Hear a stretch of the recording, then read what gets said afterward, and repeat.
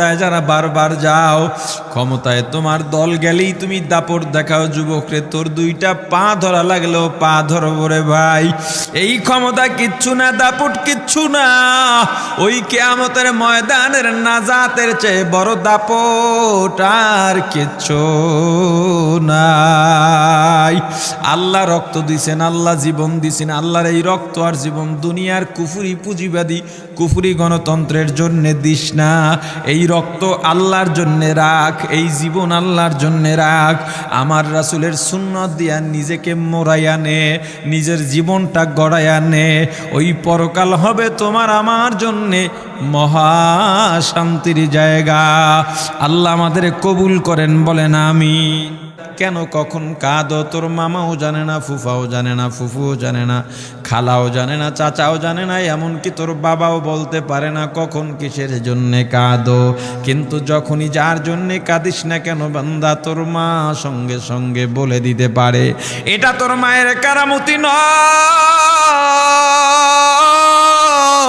ওরে বান্দা, তুই কখন কিসের জন্যে কাঁদো এটা যদি তোর মাও নাও বলতে পারতো, তাহলে তুই তো কাঁদতে কাঁদতেই মারা যাইতি, তোর হাজতার প্রয়োজন পুরা হইতো না। বান্দারে, আমি আল্লাহ তোকে দয়া করে মায়া করে তোর মায়ের মধ্যে আমি আল্লাহ একটা সেন্সর লাগাই দিছি। যখনই তুই ব্যথা পেয়ে কাঁদিস, তোর মা সঙ্গে সঙ্গে বলতে পারে, সেন্সরে ধরা পড়ে যায়। এখন যে গাড়িগুলো চলে এগুলো ডিজিটাল নেম প্লেট আছে, ডিজিটাল নেম প্লেট, অর্থাৎ যেটার মধ্যে গাড়ির নাম্বার লেখা থাকে, এখানে একটা সেন্সর আছে। আগে যেমন কাগজপত্র বিআরটিতে গিয়া এরপরে যাচাই করা লাগতো ট্রাফিকের, সেটাই এখন আর লাগে না। অনেক দূর থেকে সেখানে যদি একটা লাইট মারে, বিশেষ লাইট, ওই সেন্সরে ধরলেই বলে দিতে পারে এই গাড়ির কাগজপত্র ঠিক আছে না নাই। যদি আর একটু আপডেট করেন দেশের বাইরে, আমরা যেমন টোল দিই, টোল প্লাজাসের দাঁড়াইয়া টোল দিই, টোল দেওয়া লাগে না।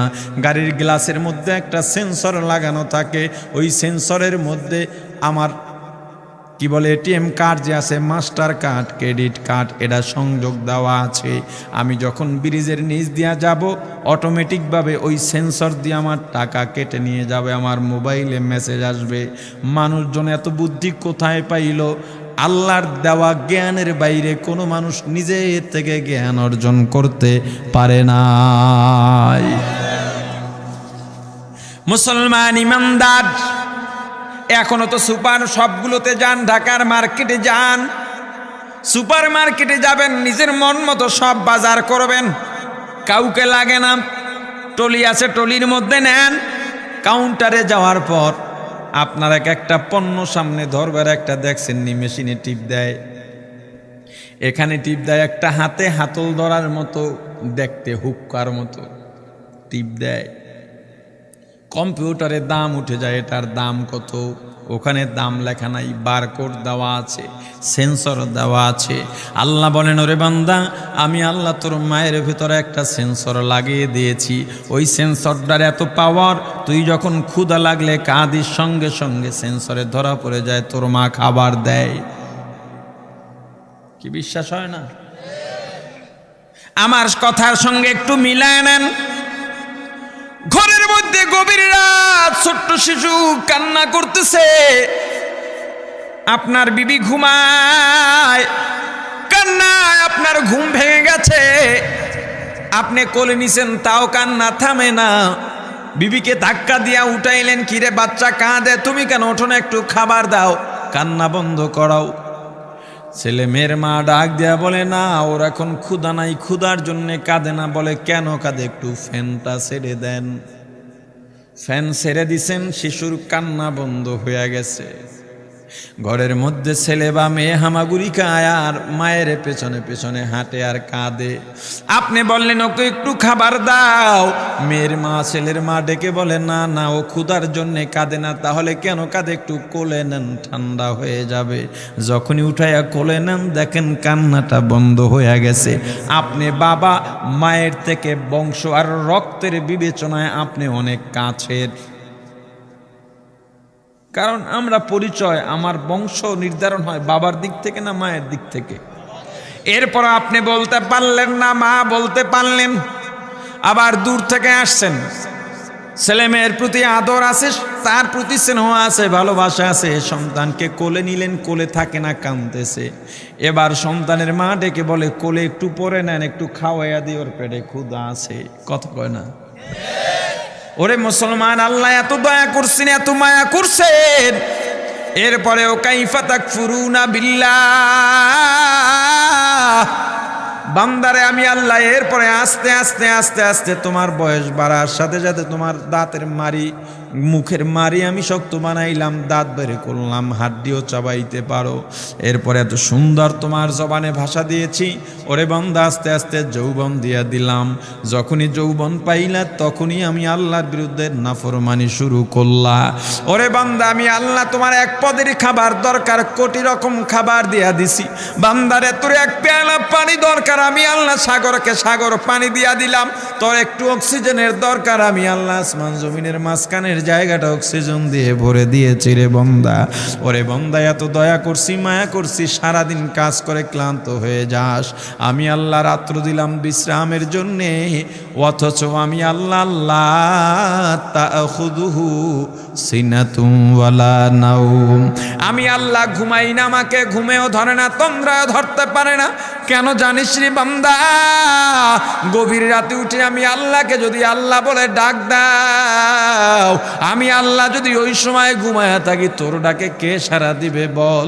কিন্তু বান্দা, আমি আল্লাহ তোকে ডাকছি ওই গভীর রাতে, আমি আল্লাহ তোকে পাই নাই, তোর কি লাগবে গভীর রাতে উঠে আমাকে বল।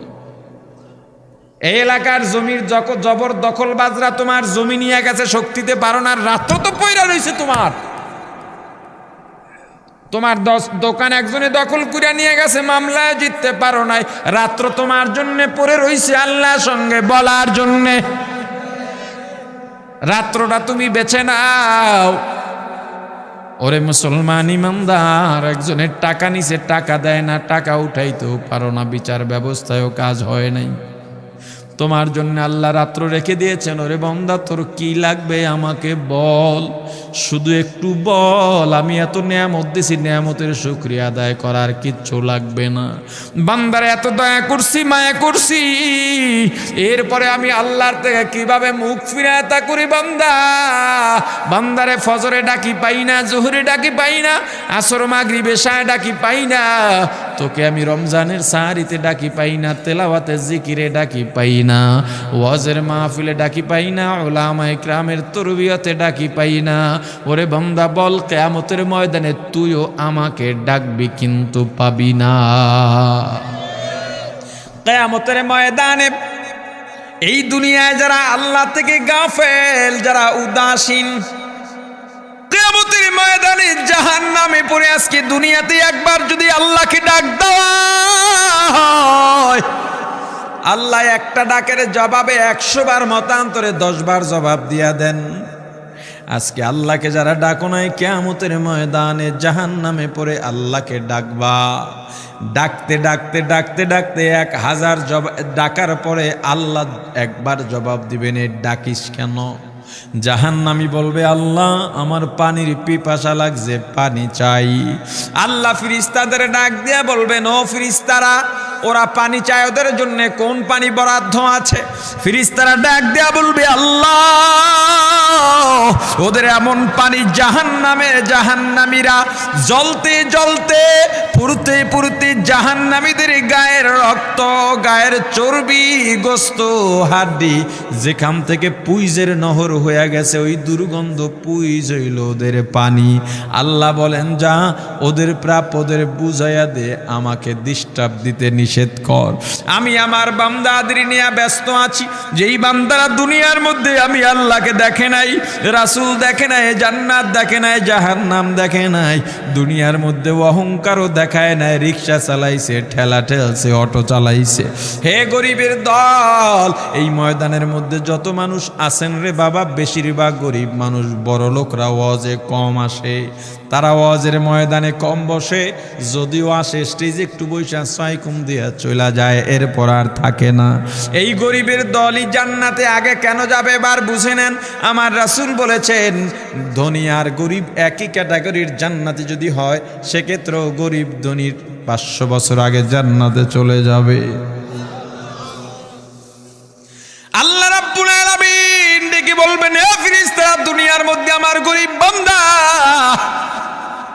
রিক্সা চালাইছি হাত দিয়া প্যাডেল মারতে হয়, হাত দিয়া হ্যান্ডেল ধরতে হয়, পা দিয়া প্যাডেল মারতে হয়, জবানটা কোনো কাজে লাগে নাই। তখন জবানের মধ্যে ছিল আল্লাহ আল্লাহ আল্লাহ আল্লাহ আল্লাহ আল্লাহ আল্লাহ আল্লাহ।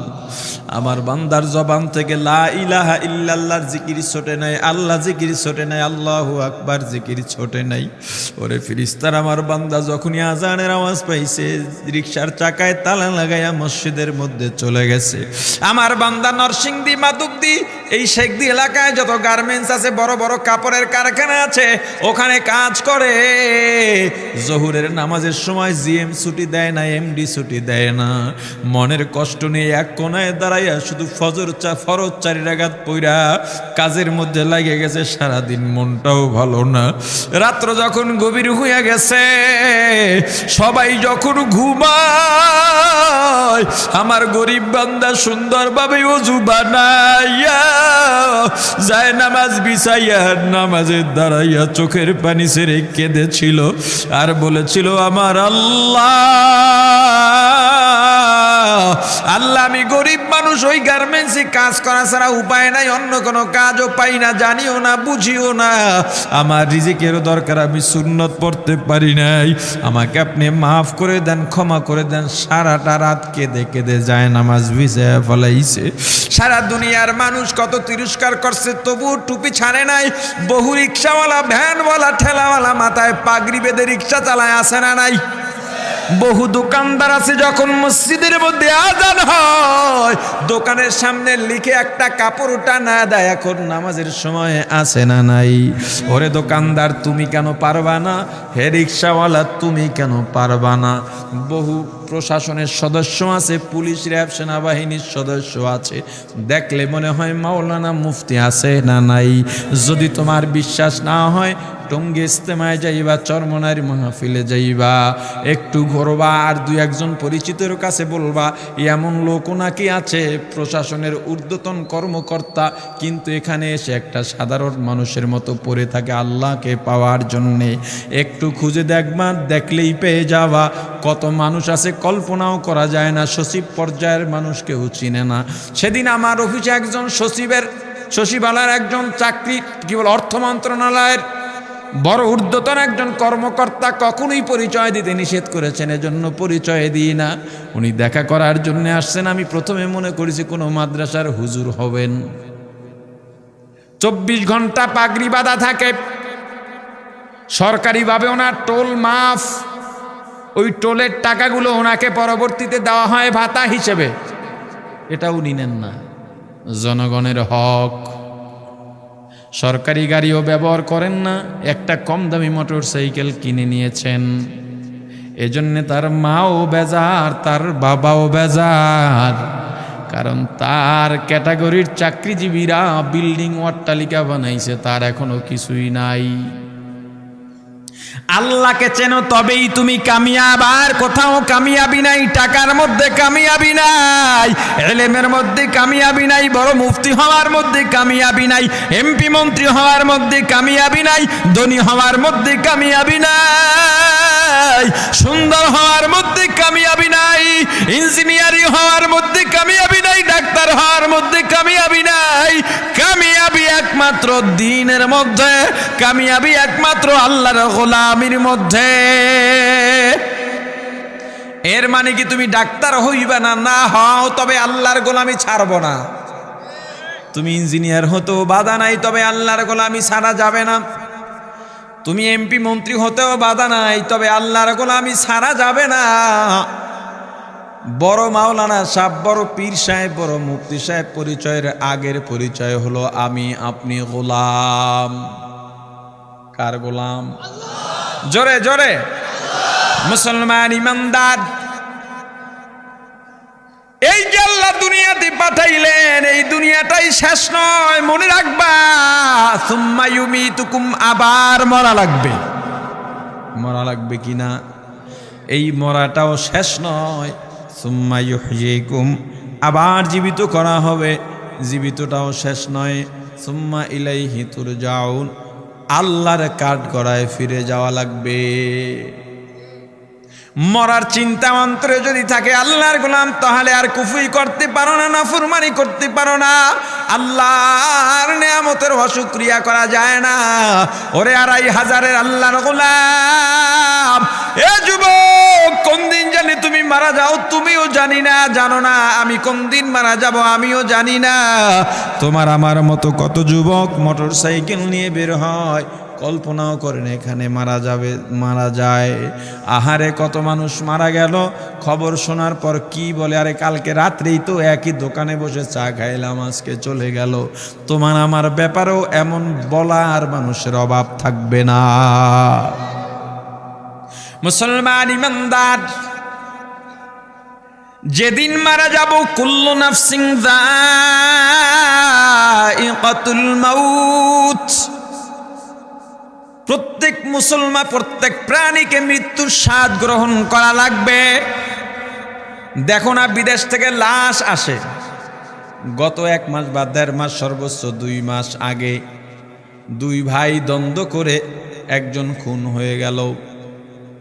মা এয়ারপোর্টে গিয়া কাঁদে আর বলে, আমার এক ছেলে খুন হয়ে গেছে, এখন আর এক ছেলে জেলে যাক, ফাঁসি হোক, তা চাই না, আমার ছেলেটাকে ফেরত চাই। ওরে মুসলমান ইমানদার, কামাই করার জন্য দুনিয়া চিনলাম, অথচ যখন মারা যাব দুনিয়ার কেউ ফিরাইয়া রাখতে পারবে না। সন্তান 3-4 বছর পর্যন্ত বিদেশে, মা পথের দিকে তাকায় থাকেন, বাবাও পথের দিকে খুশি। সন্তান ডাক দেয়া বলে, মা আমি তোমাদের সঙ্গে ঈদ তো করবই, ঈদের বাজার যা যা লাগে এখান থেকে নেওয়া যায় নিয়ে যাব। মা বাবা অন্যান্য মানুষের সঙ্গে গল্প করে বেড়ায়, আনন্দ উচ্ছ্বাস প্রকাশ করে বেড়ায়, আমার সন্তান আসবে, একসঙ্গে ঈদ করব। 27 রোজার রাতে সন্তান ফোন দিয়া বলে, বাবা আমি আগামীকাল রওনা দিলে রাত 2টা-3টায় গিয়া ঢাকায় নামবো, আমি সাহারি তোমাদের সঙ্গেই খাবো। মা বসে আছে, মায়ের সন্তানের বাবাও বসে আছে, সন্তান আসবে। রাত্র 2টা-3টা হয়ে গেছে, সাহারির সময় হয়ে গেছে, সন্তানের খবর নাই। শেষ টাইমে মা বাবা সাহারি খেয়ে ফজরের নামাজ পড়ে দরজার মধ্যে অপেক্ষা করতেছে, সন্তানের খবর নাই। 8টা, 9টা, 10টা বেজে গেছে, মায়ের মনটার ভালো লাগে না। স্বামীকে ডেকে বলে, স্বামীরে আমার সন্তান কই, আমার মনটা ভালো লাগে না, একটা ফোন লাগাও। স্বামী ডাক দিয়া বলে, চিন্তা করো না, ঈদের সময় যানজট থাকতে পারে, চলে আসবে। কিছুক্ষণ পর বাবার মনটাও ভালো লাগে না, বাইরে নেমে পায়চারি করতেছে, হঠাৎ করে একটা ফোন চলে আসছে। সন্তানের ফোন দেখে বাবার সে কি আনন্দ। ফোন রিসিভ করে যখনই সালাম দিল, অপর প্রান্ত থেকে সালামের উত্তরে সন্তানের কণ্ঠ পাওয়া যায় না। বাবা ডেকে বললেন, বাবা তুমি কে? এটা তো আমার সন্তানের কণ্ঠ নয়, তবে মোবাইলটা আমার সন্তানের। ওপার থেকে ডাক দেয়া বলে, আপনি কি এই লোকে, এই মোবাইলওয়ালার বাবা? বলে, হ্যাঁ। আপনি এখনো বাড়িতে কি করেন? আপনার যেই সন্তান ঢাকা থেকে গাড়ি নিয়া 2500-এর দিকে রওনা দিয়েছিল, ওই গাড়িটা 2500 পৌঁছতে পারে নাই। পথিমধ্যে সংঘর্ষে রাস্তার মধ্যেই অনেকগুলো মানুষ মারা গেছে, অনেক যুবকও তার মধ্যে আছে, রাস্তার পাশে সাদা কাপড় দিয়া ঢাকা। দেখেন আপনার সন্তান এই লাশের মধ্যে আছে কিনা। মোবাইলটা আমি রাস্তার পাশে পড়ে পাইলাম। বাবা পাগলের মতো একটা দৌড় দিছে।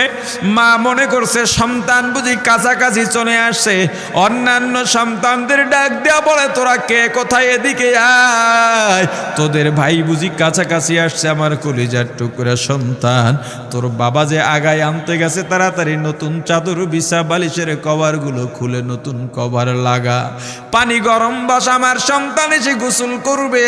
আহারে সবাই ফুলের মেলা, ফুলের তোড়া নিয়ে অপেক্ষা করতেছে। 4টা বছর কলিজার টুকরা বাড়িতে নাই, বিদেশ থেকে আসবে। বাবা স্পটে গিয়া দেখেন অনেকগুলো লাশ সাদা কাপড় দিয়া ঢাকা।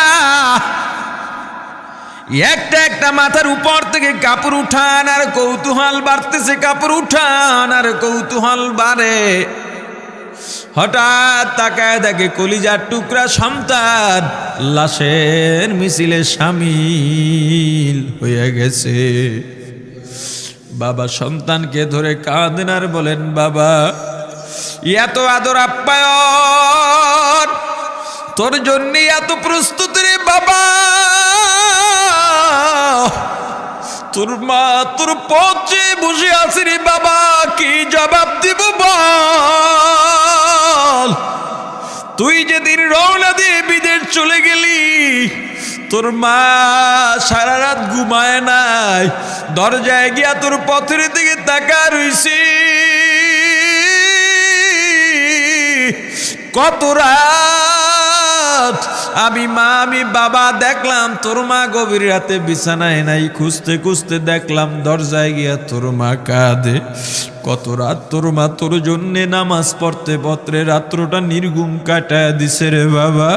কত রাত তোর মা তোর জন্যে দোয়া করতে করতে নির্ঘুম রাত্র কাটায় দিছে। এই 4 বছরে 8টা ঈদ, ঈদের সময় আমরা নতুন কাপড় কিনছি, নতুন কাপড় পরছি। তোর মায়ের জন্য আমি নতুন শাড়ি এনে খাটের উপরে রাখলাম। ঈদের নামাজ পড়ে এসে দেখি কাপড়টা খাটের উপরেই আছে, তোর মা প্রথম ঘরেও নাই, মাঝের ঘরেও নাই, পেছনের ঘরেও নাই। খুঁজতে খুঁজতে গিয়া দেখি তোর মা কিচেন রুমে আছে, ওই নাস্তা নাড়াইতেছে, দুধ নাড়তেছে, দুধ উথলাইয়া পুইরা যাইতেছে, খবর নাই। আমি তাকায় দেখলাম তোর মায়ের 2 চক্ষু দিয়া টপ টপ করে পানি পড়তেছে।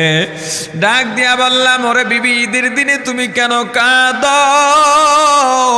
তোমার জন্য শাড়ি আনলাম, সেটাও কেন পরলা না? তোর মা জবাব দিয়া বলছি, রে স্বামী গো, আপনারা যখন নামাজের জন্য রওনা দিয়া গেলেন, আমার অমুক সন্তান আপনার সঙ্গে যায় নামাজ দিয়া নতুন পোশাক পরে নামাজে রওনা দিয়েছে, কত সুন্দর লাগছে দেখতে। হঠাৎ করে তাকায় দেখলাম আমার কলিজের একটা মানিক আপনাদের সাথে নাই।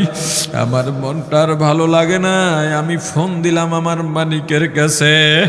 ফোন রিসিভ করে বলে, মা নাস্তা বানাইছি, খাইছি, এখনো ছুটিতে আছি, আনন্দ করতেছি, ঘোরাফেরা করতেছি, কিন্তু আমি মায়ের মন। আমি বললাম, বাবা তুই আমাকে পেটে ধরিস নাই, আমি তোকে পেটে ধরছি। আমাকে খুশি রাখার জন্য কত কথাই না বললি, ঈদের টাকা পাঠাইলি, তোর টাকা দিয়া তোর বাবা জামা কিনছে, তোর ভাইরা জামা কাপড় কিনছে, তোর টাকা দিয়ে পরিশ্রমের টাকা দিয়ে আমার শাড়ি কিনছে, গহনা কিনছে, কিন্তু তোর পাশে আমি হাতুড়ের বাড়ির শব্দ কেন পাই? আমার সন্তান বলতে চায় না, পরে বলে, মাগো কাজ করতে আসছি, টাকা নিয়ে কাজ করি, ঈদের দিনেও আমাদের ছুটি দেয় না। ওরে স্বামী বলেন, ঈদের দিনেও যেই সন্তান কাজ করে, এই শ্রমের টাকার শাড়ি আমি মা কেমনে পরব রে? ওরে বাবা আজকে তুই আসবি, খবর শুনে তোর মা 1 সপ্তাহ আগের থেকে ঘুমায় না, তোর জন্য কত রঙের পিঠা বানাইছি, তোর জন্য কত আয়োজন, আমি তোর মাকে কি বলবো বাবা বল? বাবা সন্তানের লাশ অ্যাম্বুলেন্সে উঠে বাড়ির দিকে রওনা দিছে। আহারে বাড়ির কাছাকাছি আসছে, এদিকে মা দরজায় গিয়ে অপেক্ষা করতেছে, গাছের আড়াল দিয়া পথের দিকে তাকায় আছেন। দেখেন একটা গাড়ি আসতেছে, মায়ের সে কি আনন্দ, বাড়ির মধ্যে দৌড় দিছে, তোরা কই তাড়াতাড়ি আয়, ফুলের মালাগুলা নিয়ে আয়, গাড়ি আইসা পড়ছে। বাড়ির দরজা দিয়ে যখন অ্যাম্বুলেন্সের হরেন দিয়া ঢুকতেছে, হুইসেল দিয়া ঢুকতেছে, মা একটা চিৎকার দিছে, ওরে এই মরণ গাড়ি আমার বাড়ি কেন, কার কপাল পুরুষে?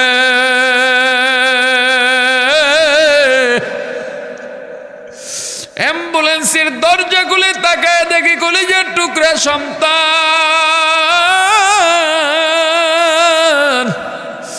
এমন ঘুমাইছে, আর জীবনেও উঠবে না। মা কাঁদেন আর বলেন, ওরে বাবা এটা তোর বিছানা নয়, নতুন চাদর বিছাইছি। বোন কান্দে আর বলে, ভাই আরে তোর জন্য ফুলের মালা পরাইছি, ফুলের মালা বানাইছি, একটু মালা পরাবো। মা ডেকে বলেন, রে সন্তান, 4টা বছর আমি তোর মা ডাক শোনার জন্য অপেক্ষা করছি। তোর জন্যে গরম পানি করছিলাম, গোসল করবি, সেই গরম পানি যে তোর জীবনের শেষ গোসল হবে বুঝি নাই। ওরে পর্দালের মাগো, আর কোন ভাষায় বুঝাইলে বুঝবারে মা, দুনিয়ার জীবনটা ক্ষণস্থায়ী। এই দুনিয়ায় নাফরমানি করা যাবে না, এই দুনিয়ায় নাফরমানি করা যাবে না, অহংকার দেখাবার কিচ্ছু নাই। এই দুনিয়া ছেড়ে যাওয়া লাগবে। আল্লাহ এত দয়া করছেন, মায়া করছেন, ওই আল্লাহর সঙ্গে নাফরমানি করো না রে ভাই। ওই আল্লাহর নেয়ামতের অশুকরিয়া করো না। আল্লাহর নেয়ামতের শুকরিয়া আদায় করো। দুনিয়ার সব মোহ ত্যাগ করো, দলের মায়া ত্যাগ করো, দুনিয়ার মায়া ত্যাগ করো। এ আওয়ামী লীগ বিএনপি যারা করো, ক্ষমতায় যারা বারবার যাও, ক্ষমতায় তোমার দল গেলেই তুমি দাপট দেখাও। যুবকরে, তোর 2টা পা ধরা লাগলেও পা ধরবো রে ভাই। এই ক্ষমতা কিচ্ছু না, দাপট কিচ্ছু না। ওই কিয়ামতের ময়দানের নাজাতের চেয়ে বড় দাপট আর কিচ্ছু নাই। আল্লাহ রক্ত দিছেন, আল্লাহ জীবন দিছেন, আল্লাহর এই রক্ত আর জীবন দুনিয়ার কুফরি পুঁজিবাদী কুফরি গণতন্ত্রের জন্য দিস না। এই রক্ত আল্লাহর জন্য রাখ, এই জীবন আল্লাহর জন্য রাখ। আমার রাসূলের সুন্নত দিয়া নিজেকে মোড়াইয়া নে, নিজের জীবনটা গড়াইয়া নে। ওই পরকাল হবে তোমার আমার জন্যে মহা শান্তির জায়গা। আল্লাহ আমাদের কবুল করেন, বলেন আমিন।